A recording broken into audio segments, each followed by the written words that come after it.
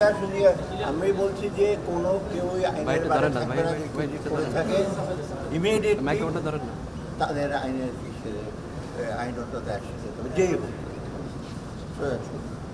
কে করেছে না করেছে এটা আপাতত দৃষ্টিতে যেটা করে থাকে।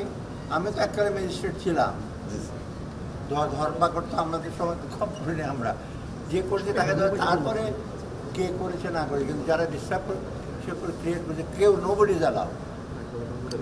কিন্তু স্যার ঘটছে তো স্যার ঘটনা ঘটছে, এখন নিশ্চয়ই জানে কারা করেছে।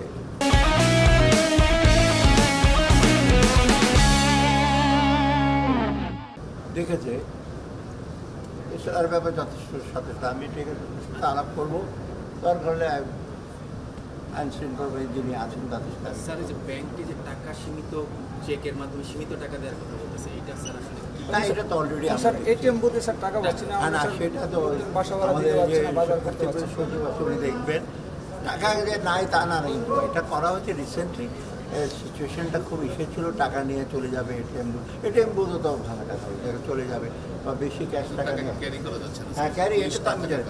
আমি তো জানি বাংলাদেশ ব্যাংকে প্রতিদিন সকালবেলা ব্যাংকাররা তো বড় বড় ট্রাঙ্ক নিয়ে আসে, টাকা পয়সা নিয়ে যাবে। রাস্তা যাওয়ার পরে তো তার টাকা ছিল, এইগুলো করে করা হচ্ছে। এগুলো সব কর্মকর্তাদের কি মেসেজ দিলেন?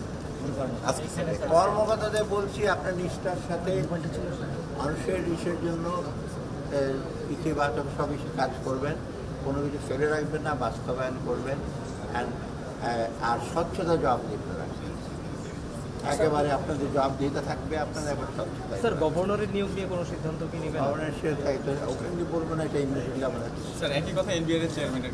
স্যার ইনফ্লেশন স্যার দেশের মানুষ তো এগুলো বাংলাদেশ ব্যাংকের সবচেয়ে বড় চ্যালেঞ্জ আমাদের কাছে। এনবিআরসি এর সরকারি ইস্যু নিয়ে আমরা এখনো ইস্যু না, ওটা অন্য ব্যাপার। ওগুলো অ্যাডমিনিস্ট্রেশনের গভর্নরগুলো আর